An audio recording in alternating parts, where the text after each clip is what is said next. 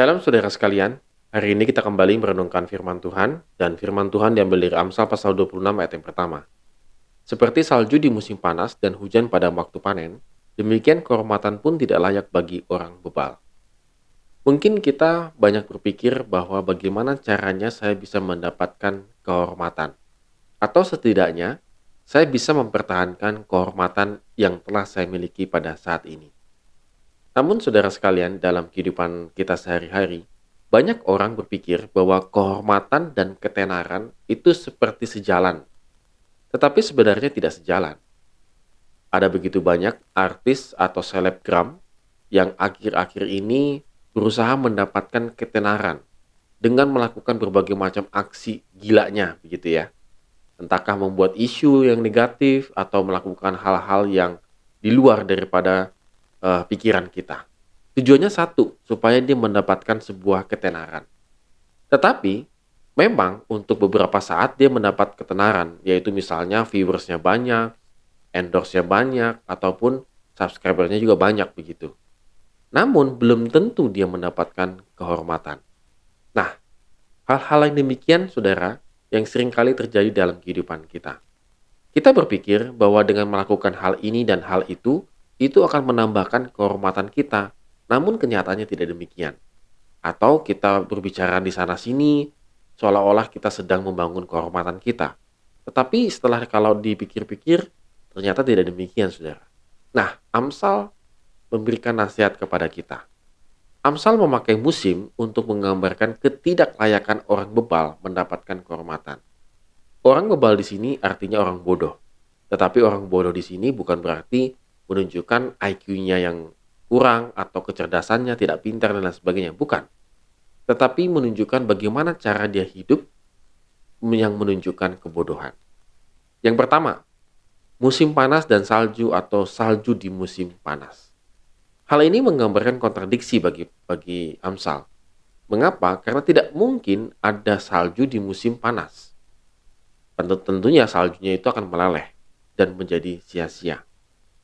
Demikian juga halnya dengan orang bebal.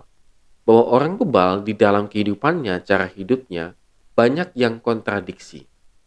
Antara panas dan dingin. Akhirnya meleleh dan akhirnya juga sia-sia.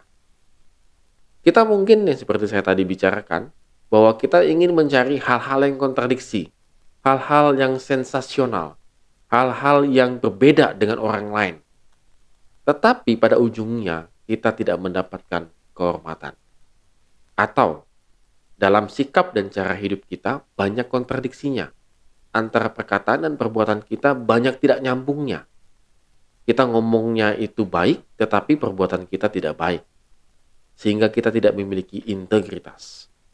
Bagi Amsal, hal ini dinamakan kebodohan dan kita tidak akan mendapatkan kehormatan. Yang kedua, Amsal mengatakan hujan pada musim panen.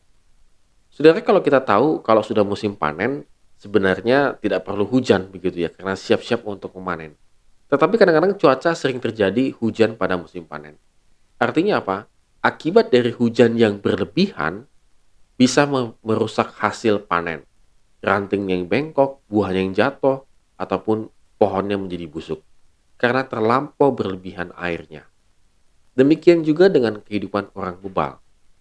Ketika hidupnya lebay, kata orang-orang gitu ya, lebay, maka dia seringkali tidak akan mendapatkan kehormatan.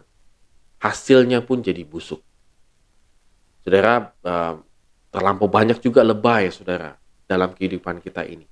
Supaya saya dipandang baik, maka saya akan memberikan banyak, begitu ya. Padahal saya lagi sedang kekurangan dan kesulitan uang misalnya. Tetapi supaya saya dipandang baik, maka saya memberikan lebih.